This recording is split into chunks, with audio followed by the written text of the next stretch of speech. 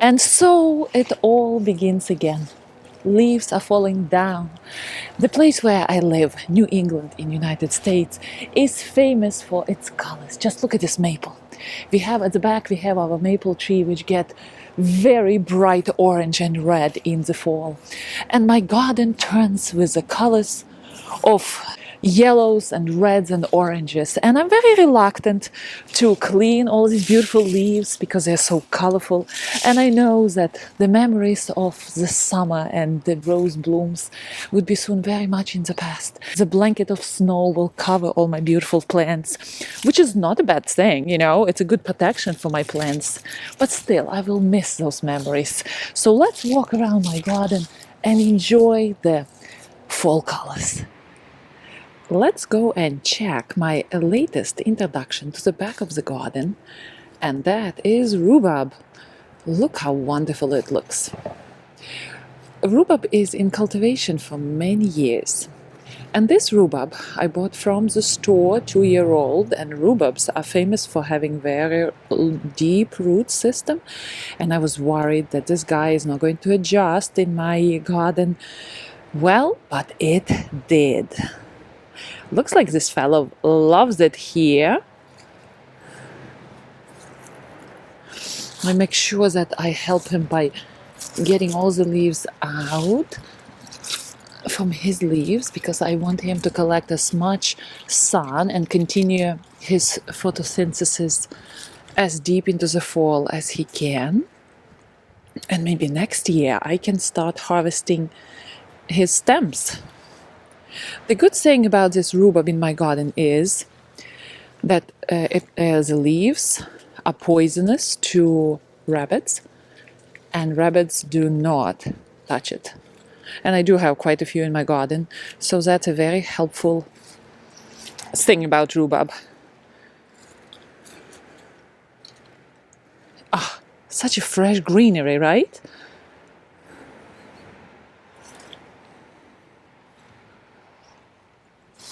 My boxwoods grew a lot this year. Look how tall it is. And they're already framing the entrance into my, my back room, I call it, so well. Look at this.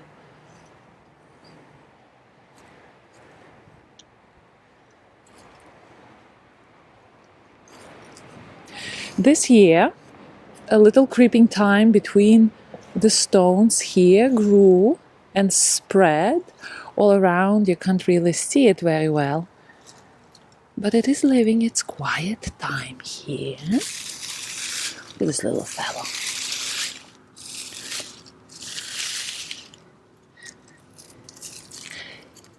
This creeping thyme doesn't flower very well. I'm going to cover him, since it is in the shade here, and I do miss those beautiful bright pink blooms. But still, the service of creeping thyme here is wonderful between the stones. So I appreciate its greenery through the year.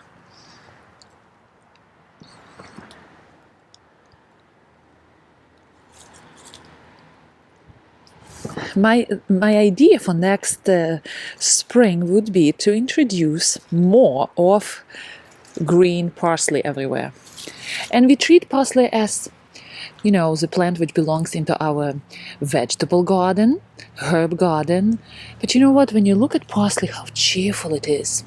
And again, rabbits don't eat it. Nothing touches it. It's not sick with any diseases.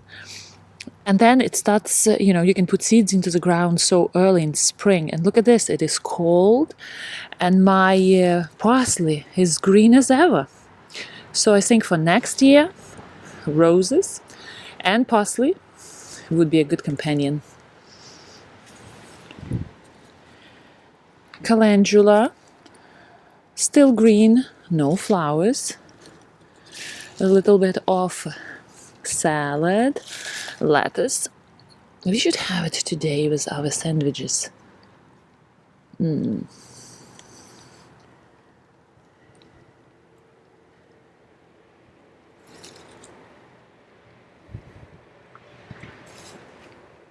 My wattle fence is holding on very well. It is its fourth year, and what I did here, I introduced ivy here. Not sure if it's a good idea. Next year I will trim it because ivy has a tendency to be very heavy. But let's see how this winter will be for my wattle fence. I made it out of sticks, whatever I could find, and it's excellent. It's doing excellent service in the garden. As you can see here, we have our garden frame here for sofa. And this year, raccoons, which started living in our garden, we got them out by now, they ripped the back of my sofa cushions, and I do so. So the project for the winter would be to create nice new cushions for this sofa for our backyard. And we do spend a lot of time here, since it's somewhat of a room. You see, these two boxwoods are making a clear entrance into this room. And it is very quiet and shady in the morning, so we do spend a lot of time here. I'm not sure what color of cushions I will do. Little annuals are getting covered with leaves, my bacopa, still pushing little flowers here and there, but I can see that the end is near.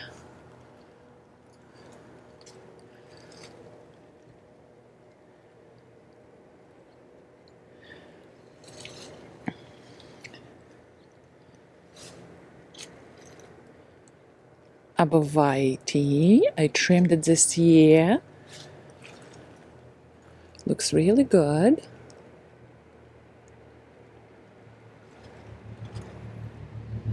And look inside of abovites. If you have something like this, don't worry. That's how abovites shed their third-year leaves. Well, they're leaflets. They're scaly leaflets, but that's what happens to abovites. And here's a video how I take care of the abovites, just for your reference.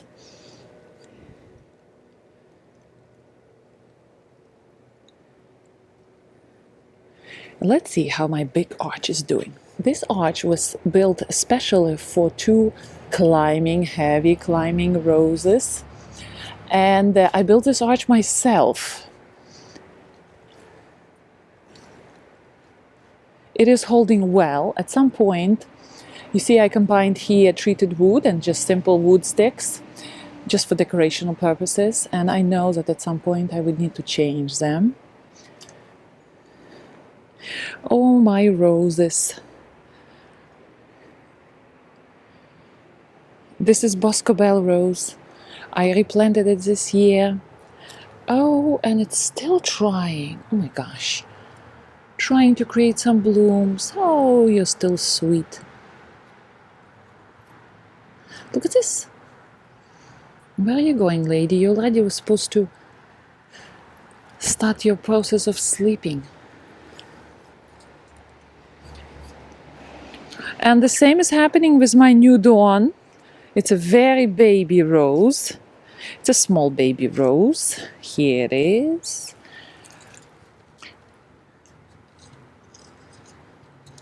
The last blooms.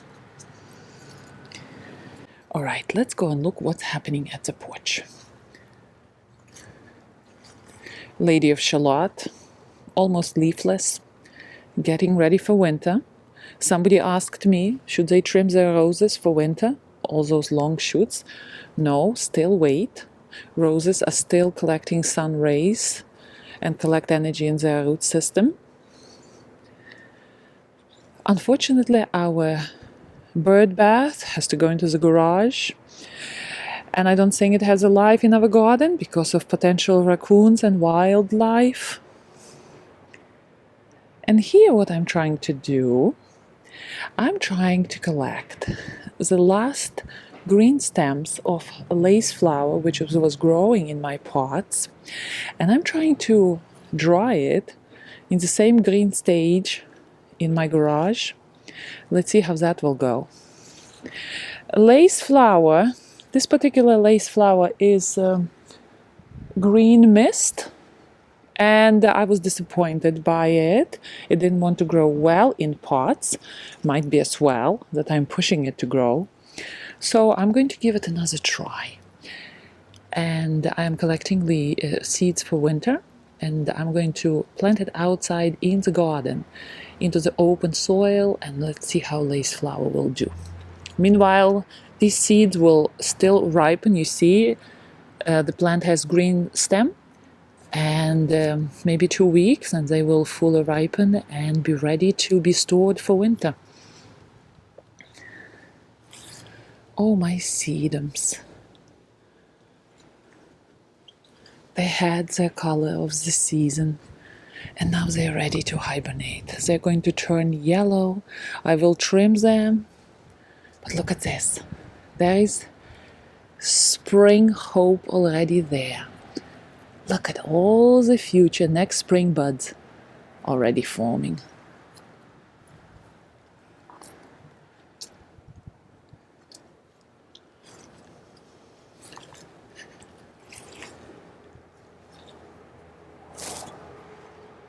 Oh, one last rose. Let's look at you, lady. Oh.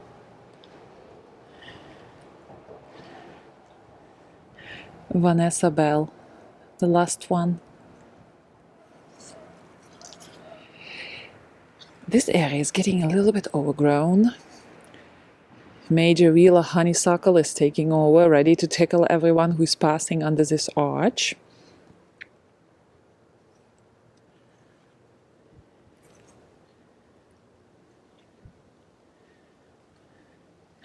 I look forward to the winter months with these very light wooden structures in my garden.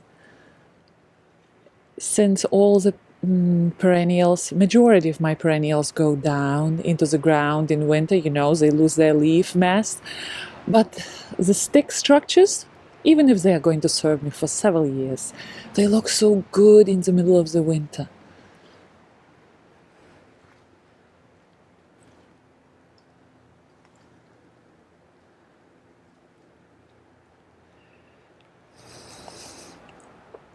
What was very successful for me, what I tried for the first time, was, it actually was one success and one fail story. I made several bags, like planters, from very stiff fabric. I sewed it myself.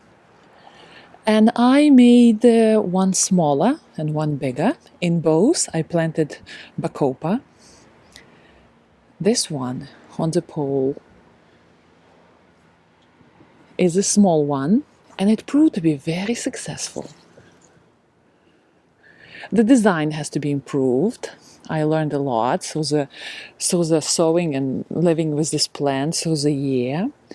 That the design of the bag has to be improved, but you see how it is? But the concept is very good. I like it. And another bacopa I will show you near the other end of my garden. Also proven to be very successful. It's a big bag, and I'm going to make it again in the winter. One thing I'm disappointed with, I also made bags which look like pots, which sit on the ground, and they are not successful. And you know why? I know that people sell those plastic containers and they're saying, oh, they're so good for the garden. You know what happens? I did make a hole at the bottom of those fabric pots, but because they are so heavy and they don't have this structured, stiff structure, they just collapse on themselves, and water from underneath has nowhere to go. So it's a tough call for plants to grow in those pots. That's what I learned from experimenting with the fabric pots. But fabric hanging containers are excellent. Also, what was a success story this year, look at this, I will show you, is my experiment with hypertufa. And hypertufa is a combination of cement peat moss, and I'm forgetting. I will put it on the screen. This is my first container which I made. Look at this. It is so strong and it looks so earthy and so good. And you can do all sorts of containers with it. I'm going to use fiber cement with it. And if you are interested, I can show you the process of making it. It is fascinating. It's like making mud pies with kids all over again. I simply love it. And there's another one I have here in the back. It's in the process of curing and drying. It's sitting here in the water. And it's a bigger one, much bigger one. Let me open it for you. See how big it is?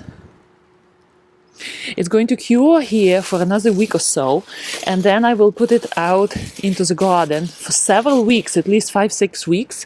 Yes, it's a long process, but as a result, I will have this very earthy looking pot, quite big one. And if I have a collection of them in the garden, oh gosh, they will look so good.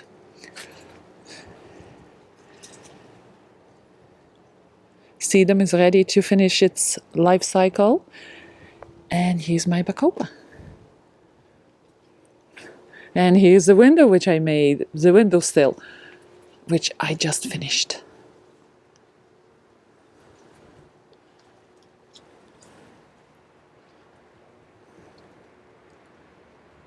Fun project I was making recently. A little house out of sticks. Oh, just for fun.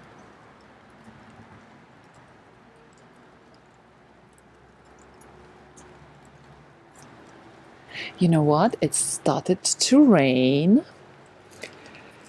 So, my dear gardeners, I will see you in my next video. Enjoy your weekend and happy gardening.